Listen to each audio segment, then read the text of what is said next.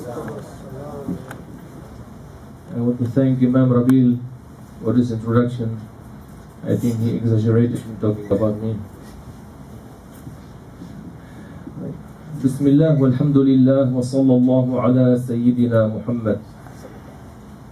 Before I talk about our great topic, a very small introduction. I will talk about Allah Tabaraka wa Ta'ala made upon us bodily obligations and heart obligations. There are obligations that you do with your body. You pray, you fast, you donate, and there are obligations of the heart. It is one chapter in the book of knowledge that we explain. Among the obligations of the heart is to love Allah and to love the Prophet alayhi salatu wasalam.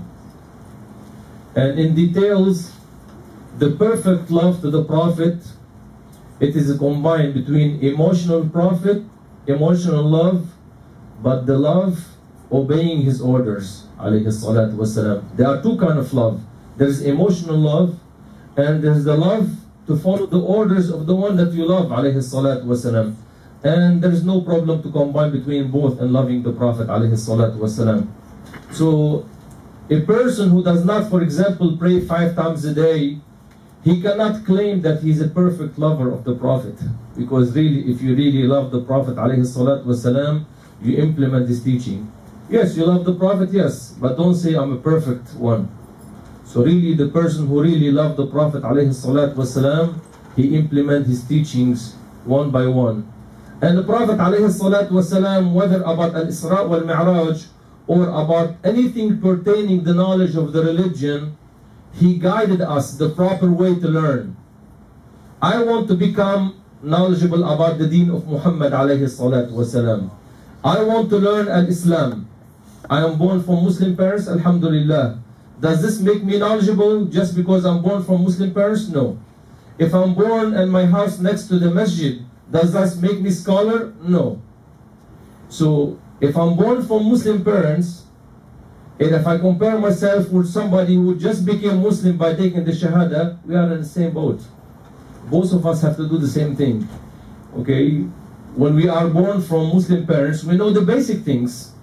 Pray 5 times a day, pray the Jum'ah, pray the Eid, fast Ramadan, don't eat pork, don't steal, you know, those just here and there, few points. But if you scratch a little bit, you don't know.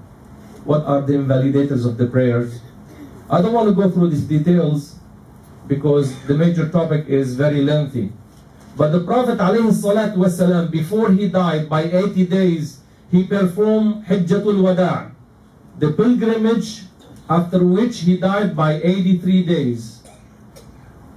He gave an advice. He gave the companions radiallahu anhum an advice that they conveyed and people have conveyed until it reached to us. He said, Ya ayyuhan nas ta'allamu innama al-ilmu bit-ta'allum. He said, O people, learn, acquire the knowledge of the religion. Then he clarified by revelation the proper way for you to learn. Okay? Allah Tabaraka wa Ta'ala knew eternally that there will be time where you have nice books and you have CDs and you have satellites.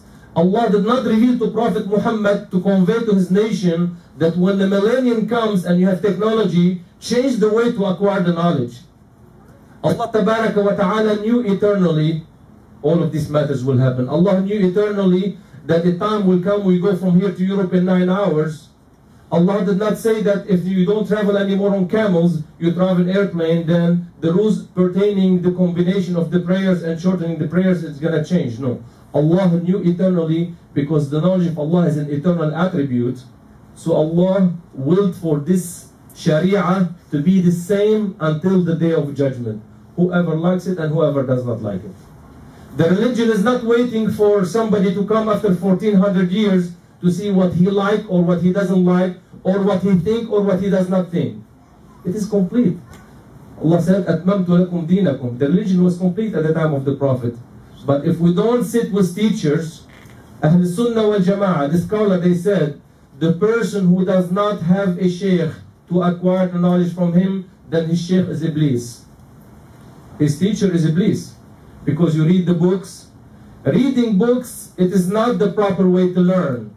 Even though at this time people talk too much about reading, but this is not the way to acquire the knowledge of the religion. This is not the way Allah ordered. This is not the Prophet said. This is not what the Quran says. This is not what Shafi'i said. This is not what Abu Hanifa said. This is not what Malik said. This is not something nobody said. Take one book at home and read.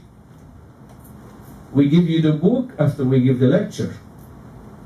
But to read on your own, the book could be right, but you understand wrong. Or these days, you don't know what the enemies of this religion they do.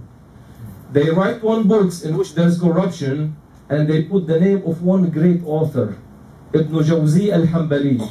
So when you read the book, the name, immediately you trust the name of the author of the book. But inside, the real author is innocent of it. Or they find one book for one great scholar from Al-Hanafiya or from Shafi'iyya, and inside the book they insert poison. Okay?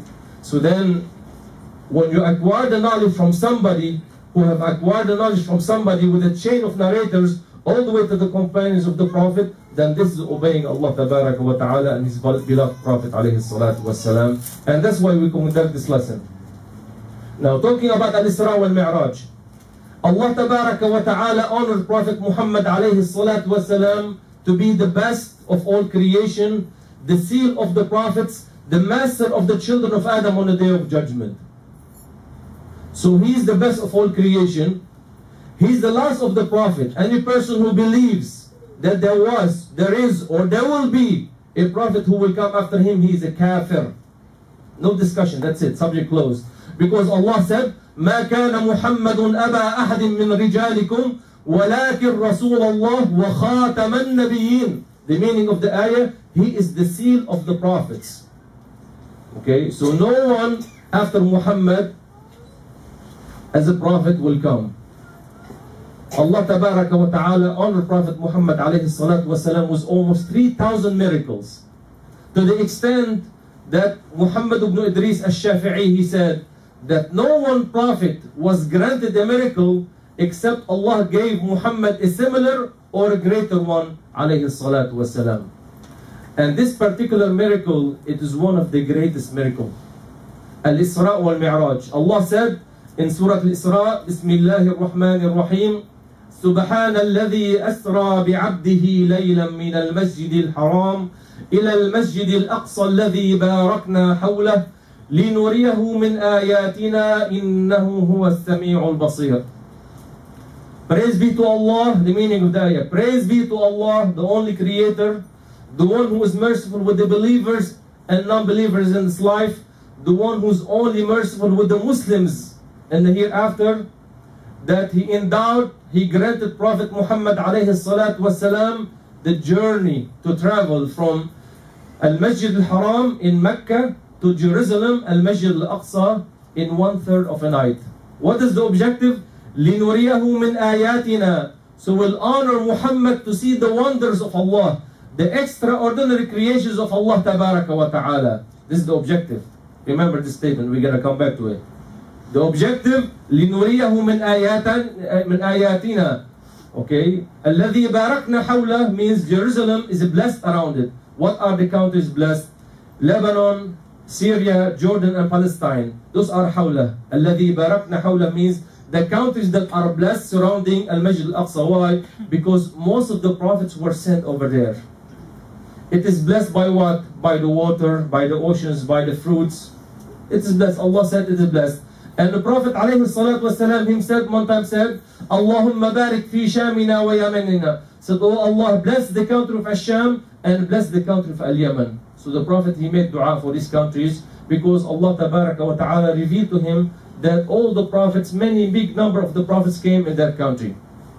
Then the Prophet ﷺ was granted the journey of Al-Isra Wal Mi'raj. Ahl Sunnah wal Jama'ah scholar, they said that it is confirmed in Al-Quran that the Prophet was granted this journey in body and soul.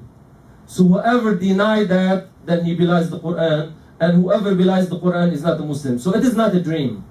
It is something that happened with body and soul physically. He was taken from Mecca to Jerusalem. The Prophet ﷺ